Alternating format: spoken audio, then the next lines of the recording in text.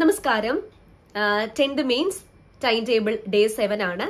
ഇന്ന് പഠിക്കേണ്ട SCRT പാഠഭാഗം 5th സ്റ്റാൻഡേർഡ് സയൻസ് ചാപ്റ്റർ 3. ഒരു നല്ലൊരു ചാപ്റ്റർ ആണ്, എളുപ്പത്തിൽ പഠിച്ചെടുക്കാൻ പറ്റും. അപ്പൊ നമുക്ക് ഈ വീഡിയോയിൽ അതൊന്ന് ഈസി ആയിട്ട് പഠിച്ചെടുക്കാം. അപ്പൊ നിങ്ങൾ ഈ ചാപ്റ്റർ കണ്ടതിന് ശേഷം ടിപ്സ് ആൻഡ് ട്രിക്സിന്റെ അൾട്ടിമേറ്റ് സയൻസ് മന്ത്ര ഓൾമോസ്റ്റ് എല്ലാവരും വാങ്ങി കാണുമല്ലോ. അപ്പോൾ ആ ടെക്സ്റ്റ് ബുക്ക് എടുത്തതിന് ശേഷം ഈ ചാപ്റ്റർ എടുക്കാം. 5th സ്റ്റാൻഡേർഡ് സയൻസ് ചാപ്റ്റർ 3 എടുക്കുക. അതിനകത്ത് ക്വസ്റ്റ്യൻസ് പ്രാക്ടീസ് ചെയ്യുക. എന്നാൽ മാത്രമേ ഇത് പൂർണ്ണമാവത്തുള്ളൂ. ഇനി ടെക്സ്റ്റ് ബുക്ക് വാങ്ങാത്തവരാണെങ്കിൽ ഞാൻ ഒന്നുകൂടെ പറയാം. നമ്മുടെ ടിപ്സ് ആൻഡ് ട്രിക്സിന്റെ ടീം SCRT സയൻസ് 5 മുതൽ 10 വരെയുള്ള എല്ലാ ക്ലാസ്സുകളുടെയും ഫിസിക്സ്, കെമിസ്ട്രി, ബയോളജി എല്ലാ ചാപ്റ്റേഴ്സും ന്യൂ പാറ്റേൺ രീതിയിൽ ആക്കിയിട്ടുള്ള ക്വസ്റ്റ്യൻ ബാങ്ക് ആണ് ദ അൾട്ടിമേറ്റ് സയൻസ് മന്ത്ര. അപ്പോൾ നമ്മൾ എല്ലാ ദിവസവും സയൻസിന്റെ പോർഷൻ പഠിക്കാനുണ്ട്. Science 12 മാർക്കിനാണ് 10th മെയിൻസിനുള്ളത്. അപ്പോൾ എല്ലാ ദിവസവും സയൻസിന്റെ പോർഷൻസ് SCRT ബേസ്ഡ് ആയിട്ട് പഠിക്കാനുണ്ട്. അത് പഠിച്ചതിന് ശേഷം നമ്മുടെ ഈ ടെക്സ്റ്റ് ബുക്കിലെ ക്വസ്റ്റ്യൻസും പ്രാക്ടീസ് ചെയ്യുന്നുണ്ട്. അപ്പോൾ അറിയാത്തവരാണെങ്കിൽ, ടൈം ടേബിൾ ഫോളോ ചെയ്യുന്നവരാണെങ്കിൽ ഈ ടെക്സ്റ്റ് ബുക്ക് എന്തായാലും ഒന്ന് വാങ്ങിയിരിക്കാം. വാങ്ങാനുള്ള വാട്സാപ്പ് നമ്പർ ഞാൻ സ്ക്രീനിലും കൊടുത്തേക്കാം. അതുപോലെ ഈ ബുക്കിനെ പറ്റി ഉള്ള ഡീറ്റെയിൽ ആയിട്ടുള്ള റിവ്യൂ ഞാൻ ചെയ്തിട്ടുണ്ട്. അത് ഡിസ്ക്രിപ്ഷൻ ബോക്സിൽ ചെക്ക് ചെയ്താൽ മതി. അതിനകത്ത് ഈ റിവ്യൂവിന്റെ വീഡിയോയും കൊടുത്തേക്കാം. അതുപോലെ വാട്സാപ്പ് നമ്പറും എല്ലാം കൊടുത്തേക്കാം. അപ്പം നമുക്ക് ക്ലാസ്സിലേക്ക് പോവാം. അപ്പോൾ ടിപ്സ് ആൻഡ് ട്രിക്സ് ഫാമിലിയിലേക്ക് എല്ലാവർക്കും സ്വാഗതം.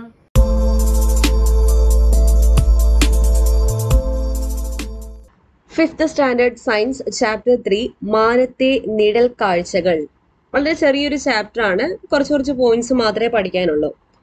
ഇതില് പഠിക്കേണ്ട ആദ്യത്തെ പോയിന്റ് എന്താണ് സുതാര്യ വസ്തുക്കൾ, എന്താണ് അധാര്യ വസ്തുക്കൾ, എന്താണ് അർദ്ധധാര്യ വസ്തുക്കൾ.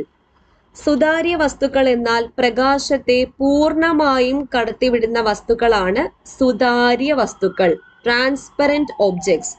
പ്രകാശത്തെ പൂർണ്ണമായും കടത്തിവിടുന്ന വസ്തുക്കളാണ് സുതാര്യ വസ്തുക്കൾ, ട്രാൻസ്പെറന്റ് ഒബ്ജക്ട്സ്. ഇനി അധാര്യം എന്ന് പറഞ്ഞാൽ സുതാര്യത്തിന്റെ ഓപ്പോസിറ്റ്, അതായത് പ്രകാശത്തെ കടത്തിവിടാത്ത വസ്തുക്കളാണ് അധാര്യ വസ്തുക്കൾ, ഒപ്പേക്ക് ഒബ്ജക്റ്റ്. ഇനി അർദ്ധധാര്യ വസ്തു എന്ന് പറഞ്ഞാൽ എന്തുവാണ്? Translucent object. ട്രാൻസ്ലൂസന്റ് ഒബ്ജക്റ്റ് പ്രകാശത്തെ ഭാഗികമായി, അതായത് കുറച്ച് കടത്തിവിടുന്ന വസ്തുക്കളാണ് അർദ്ധധാര്യ വസ്തുക്കൾ. മുഴുവനും പൂർണ്ണമായും കടത്തിവിടുന്നതാണെങ്കിൽ സുതാര്യ വസ്തുക്കൾ, ഒട്ടും കടത്തിവിടുന്നില്ല എന്നുണ്ടെങ്കിൽ അധാര്യ വസ്തുക്കളാണ്. കുറച്ചെങ്കിലും കടത്തിവിടുന്നു, ഭാഗികമായി കടത്തിവിടുന്നു എങ്കിൽ അർദ്ധധാര്യ വസ്തുക്കളാണ്. ഇനി ആകാശ ഗോളങ്ങളായ ഭൂമിയും ചന്ദ്രനും എന്ത് ടൈപ്പ് വസ്തുക്കളാ? ഭൂമിയും ചന്ദ്രനും അധാര്യ വസ്തുക്കളാണ്. ആകാശഗോളങ്ങളായ ഭൂമിയും ചന്ദ്രനും അധാര്യ വസ്തുക്കൾ. അധാര്യം എന്ന് വെച്ചാൽ എന്തുവാണ്? കടത്തിവിടാത്ത വസ്തുക്കളാണ് ഏത്? ഭൂമിയും ചന്ദ്രനും. ഇവിടെ തന്നിട്ടുണ്ട്, ഭൂമി ഒരു അധാര്യ വസ്തു ആയതുകൊണ്ടല്ലേ പ്രകാശം പതിക്കുന്നതിന്റെ മറുഭാഗം ഇരുണ്ടിരിക്കുന്നത്? ഭൂമി ഒരു അധാര്യ വസ്തു ആയതുകൊണ്ടാണ് പ്രകാശം പതിക്കുന്നതിന്റെ മറ്റേ ഭാഗം എന്ത് ചെയ്തിരിക്കുന്നത്?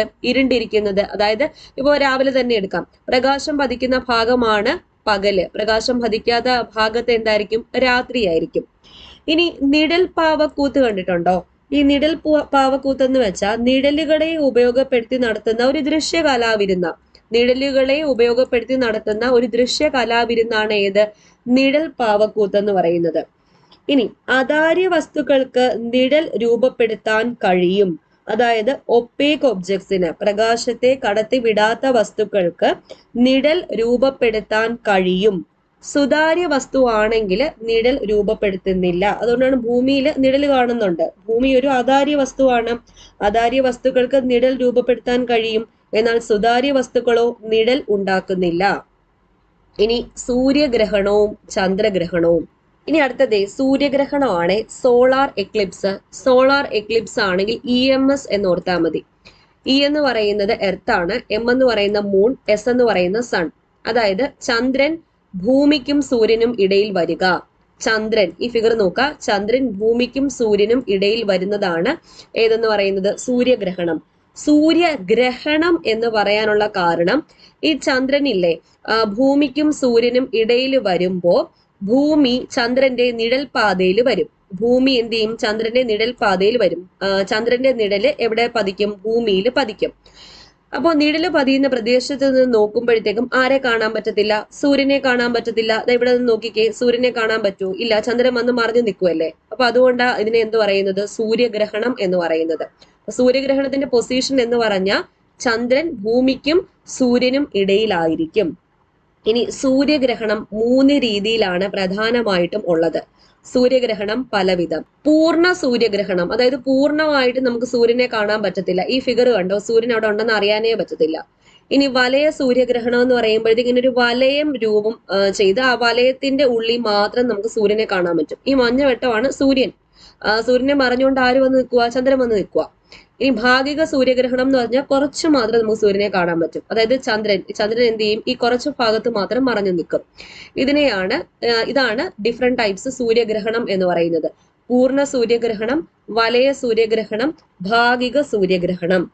ഇനി ചന്ദ്രഗ്രഹണം എന്ന് പറഞ്ഞാൽ ഈ ഫിഗർ ഓർക്കാം. ചന്ദ്രഗ്രഹണത്തിൻ്റെത് MES ആണ്. MES എന്ന് പറഞ്ഞാലേ ഭൂമി ആയിരിക്കും സൂര്യനും ചന്ദ്രനും ഇടയിൽ വരുന്നത്. ഭൂമിയായിരിക്കും എന്ത് ചെയ്യുന്നത്? സൂര്യനും അതുപോലെ ചന്ദ്രനും ഇടയിൽ വരുന്നത്. സൂര്യനും ചന്ദ്രനും ഇടയിൽ ഭൂമിയുടെ സ്ഥാനം നേർരേഖയിൽ വരുമ്പോൾ ആണ് ചന്ദ്രഗ്രഹണം സംഭവിക്കുന്നത്. ആ സമയത്ത് ഭൂമിയുടെ നിഴൽ ചന്ദ്രനിലാണ് പതിയുന്നത്. ഇത് കണ്ടോ, ഭൂമിയുടെ നിഴല് ചന്ദ്രനിൽ പതിഞ്ഞ് ആരെ കാണാൻ പറ്റത്തില്ല? ചന്ദ്രനെ കാണാൻ പറ്റത്തില്ല. അപ്പൊ അതാണ് എന്തെന്ന് പറയുന്നത്? ചന്ദ്രഗ്രഹണം. ഭൂമിയുടെ നിഴല് ചന്ദ്രനിൽ പതിഞ്ഞുണ്ട്, ഇത്രയും ഭാഗത്ത് ഇങ്ങനെ പതിഞ്ഞ് നമുക്ക് ചന്ദ്രനെ കാണാൻ പറ്റത്തില്ല. അതിനെയാണ് ചന്ദ്രഗ്രഹണം എന്ന് പറയുന്നത്. ചന്ദ്രൻ വിവിധ സ്ഥാനങ്ങളിലുള്ള വിവിധ പൊസിഷൻസാ കാണിക്കുന്നത്. അപ്പൊ നേർരേഖയിൽ വരുമ്പോഴാണ് എന്ത്? ചന്ദ്രഗ്രഹണം.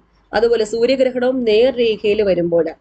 അപ്പൊ ചന്ദ്രഗ്രഹണം എന്ന് പറഞ്ഞാൽ സൂര്യനും ചന്ദ്രനും ഇടയിൽ ഭൂമിയുടെ സ്ഥാനം നേർരേഖയിൽ വരുമ്പോൾ ഭൂമിയുടെ നിഴൽ ചന്ദ്രനിൽ പതിക്കുന്നു. ഈ സമയം ചന്ദ്രനെ കാണാൻ സാധിക്കുന്നില്ല. ഇതിനെയാണ് എന്ത് പറയുന്നത്? ചന്ദ്രഗ്രഹണം എന്ന് പറയുന്നത്. ആകെ ഇത്രമേ ഈ ഒരു ചാപ്റ്ററിൽ പഠിക്കാനുള്ളൂ. ആകെ കുറച്ച് കാര്യങ്ങൾ മാത്രം. ബാക്കിയൊക്കെ എക്സ്പെരിമെന്റ്സ് പോലെയാണ്. നമ്മൾ സൂര്യഗ്രഹണ സമയത്ത് സൂര്യനെ നോക്കുന്നതും എക്സ്റേ ഒക്കെ വെച്ച് നോക്കിയിട്ടില്ലേ? സൂര്യഗ്രഹണം സുരക്ഷിത നിരീക്ഷണ മാർഗങ്ങൾ വഴിയൊക്കെ നോക്കുന്നത് അങ്ങനത്തെ കാര്യങ്ങളൊക്കെയാണ്. അതൊന്നും പരീക്ഷയ്ക്ക് ചോദിക്കത്തില്ല. ആകെ ഇവിടെ ഓർക്കേണ്ട പോയിന്റ്സ്: പ്രകാശം നേർരേഖയിൽ സഞ്ചരിക്കുന്നുവെന്ന്. പ്രകാശം നേർരേഖയിലാണ്, സ്ട്രെയിറ്റ് ലൈനിലാണ് സഞ്ചരിക്കുന്നത്. വസ്തുക്കളെ സുതാര്യം, അതാര്യം, അർദ്ധതാര്യം എന്ന് വേർതിരിക്കാം. പിന്നെ സൂര്യഗ്രഹണം, ചന്ദ്രഗ്രഹണം. സൂര്യഗ്രഹണം ഡിഫറെന്റ് ടൈപ്സ്, 3 ടൈപ്പ്: പൂർണ്ണ സൂര്യഗ്രഹണം, വലയ സൂര്യഗ്രഹണം, ഭാഗിക സൂര്യഗ്രഹണം. അത്രയും മാത്രമേ ഈ ഒരു ചാപ്റ്ററിൽ പഠിക്കാനുള്ളൂ. കൂടുതലും എക്സ്പെരിമെന്റ്സ് ആണ് ഈ ഒരു ചാപ്റ്ററിൽ കൊടുത്തേക്കുന്നത്. ഓക്കെ, ഇതൊന്ന് പെട്ടെന്ന് തന്നെ അങ്ങ് പഠിച്ചെടുക്കാം. എളുപ്പമല്ലേ? അപ്പൊ ഈ ഒരു ചാപ്റ്റർ പഠിച്ചിട്ട് നേരത്തെ പറഞ്ഞതുപോലെ ടിപ്സ് ആൻഡ് ട്രിക്സിന്റെ അൾട്ടിമേറ്റ് സയൻസ് മന്ത്രയുടെ ബുക്ക് നിങ്ങൾ വാങ്ങിയിട്ടുണ്ടെങ്കിൽ ആ ബുക്ക് എടുത്തിട്ട് ഈ ഒരു ചാപ്റ്ററിലെ ക്വസ്റ്റ്യൻസ് ഒന്ന് പ്രാക്ടീസ് ചെയ്തേക്കാം. ഓക്കെ, വീഡിയോ ഇഷ്ടപ്പെട്ടാൽ ലൈക്ക് ചെയ്യാൻ മറക്കരുതേ. അപ്പൊ വീണ്ടും കാണാം. Thank U.